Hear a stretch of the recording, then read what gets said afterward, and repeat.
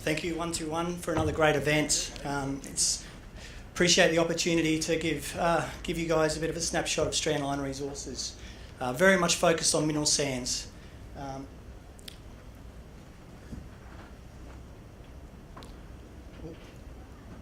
was going the wrong way, sorry.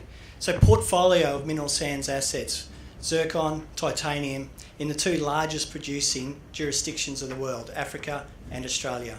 Down that corridor of sand between Kenya, Mozambique, South Africa and even Madagascar, a significant amount of mineral sands is produced.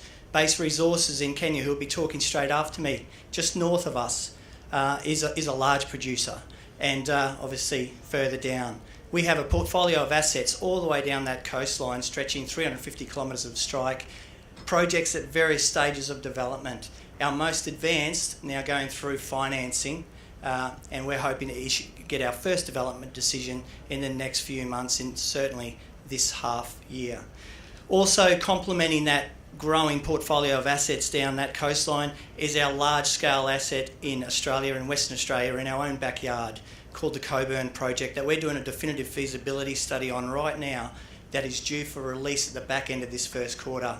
That's a 30-year nominal mine life project. It's a fantastic project to underpin, provide that geographic diversification for us, etc., etc. So let's go down a little bit more detail into the company. ASX listed, as I mentioned, nominal 30 million market cap right now, coming off our highs earlier or mid last year of about 55. Tembo is our largest shareholder, about 36%. Private equity group based out of London has been hugely supportive with Strandline over the last 2.5 years. I joined the company about 2 years ago. My background is development of projects, engineering, project delivery and execution and operations of mineral processing facilities and port infrastructure over the last 25 years. They brought me in to position for this development decision that we're on the horizon for now. The board's well represented by technical people but also corporate people. Our chair, Didier Masia, is also the honorary consul for Tanzania for Australia and has been for the last 22 years. So our government stakeholder engagement activity and our reputation in country through all the exploration and development work we've been doing over the last 4 years is exceptional. With the new mining commission, the new ministry, Bank of Tanzania, Tanzanian Investment Centre, other stakeholders and contractors, we've got a fantastic reputation positioning us, as you know, as well as with the community for that transition. Mineral sands market, we love it. It's very tight in supply. It's recovered over the last few years from the downturn. It's in a really good supply-demand position for us. This graph here, you can see an underlying demand, largely linked to global GDP in the yellow line. You can see supply forecast to come off over the next few years at a rate of about 4 to 5%. And that's happening, and that's creating new projects needing to come online to fill that supply. That's zircon, very similar supply-demand characteristics for the other minerals. So mineral sands, zircon, and the titanium suite, which is rutile, ilmenite, leucoxene, those type of things. So we're well positioned to capitalise on this particular market. So moving forward, just go into a little bit of our projects. In particular, as you can see, the Fungoni project, that's the one that we're hoping to commercialise in these next few months. The Coburn project in Australia, and then the growth projects along that coastline. So that image under number 3 there gives you a bit of a flavour for the tenement portfolio that we have. We've mainly been focused on the magenta colour ones as Strandline. They're all 100% owned assets all the way along that coastline. Fungoni is very close to Dar es Salaam. It's 25 kilometres actually from the port of Dar es Salaam. 4th largest port in Africa, big containerised port, also does a little bit of bulk outloading. 25 kilometres to have our first mine so close, it's got that logistics advantage. Also, the services sector from Dar es Salaam with 4 million people is a good place to base our first project.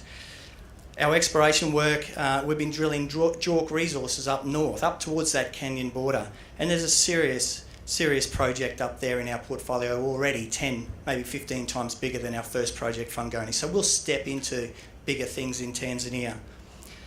What we did in the southern part of our portfolio, as you can see the bluer colours, 15 months ago, we said, what are we going to do? We're focused on the stuff in the central and northern part. We want to accelerate our exploration across our whole portfolio, unlock the value of the whole portfolio. So we got Rio Tinto, who is one of the largest players in the mineral sands sector globally. You probably wouldn't know because they don't. It's probably not material necessarily in their business, but it is. They're the largest titanium, one of the largest titanium producers, and second, third largest zircon producer in the world. So they're a serious player and they know Africa.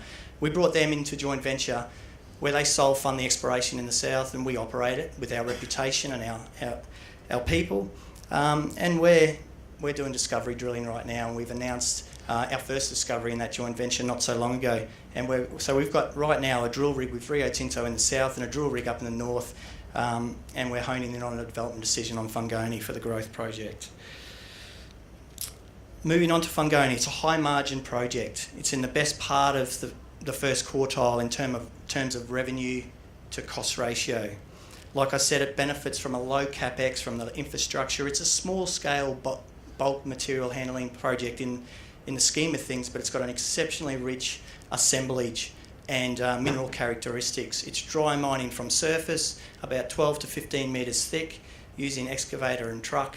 It goes into a standard conventional but efficient mineral separation wet concentration plant, and then a dry plant to separate the minerals out into final product form.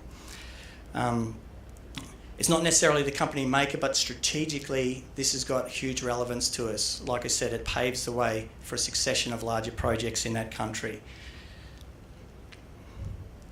This is a bit about the ore body. It's about 4 kilometres long, 400 metres wide. It's got the JORC resource, JORC reserves.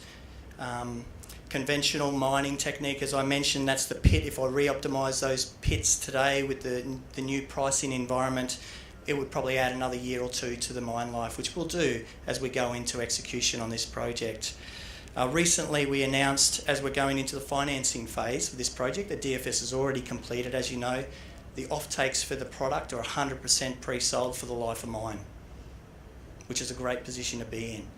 Mining licences, secondary approvals are well in place, and it's now the financing. So we mandated a very experienced project finance company, Nedbank CIB, who are working through due diligence right now for 65% of the debt roughly, which is about 26 of the $35 million US. They're going to lead, arrange and underwrite that deal, subject obviously to due diligence and final credit approval to move into execution. So that's a really good partner to have for us, which means our equity event, in whichever way we do that, is limited. And it's great for a junior mining company to make that first step into production. It gives you a little bit on the process. It's standard international quality equipment. We have an EPC contractor for all that process infrastructure, which is based on a fixed price, fixed schedule with performance guarantees of it, which de-risks the owner for us. Owner's scope. The offtakes are 100% pre-sold. Most of it is revenue from the zircon mineral, 55% of it, and the balance in the titanium suite. And it has that logistical advantage, and there's a photo there of obviously the Tanzanian port. So moving on then, off Fungoni, that quite exciting next few months, as you can see.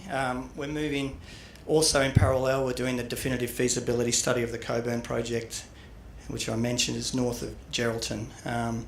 This project has been well studied previously. In fact, in 2012, this project started construction, started to get out of the blocks with POSCO, the major Korean, coming into it.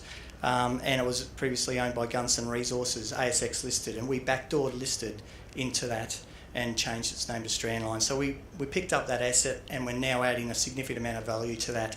It's going to be quite an exciting announcement for the company when we get this DFS out, and it provides great asset in a different jurisdiction to Tanzania. So moving in summary then, the rest of the slides go through a little bit about our other portfolio of assets and how advanced they are down that Tanzanian coast, and the material nature of them, the JORC resources, etc. But in summary, we feel we're in the right commodity at the right time.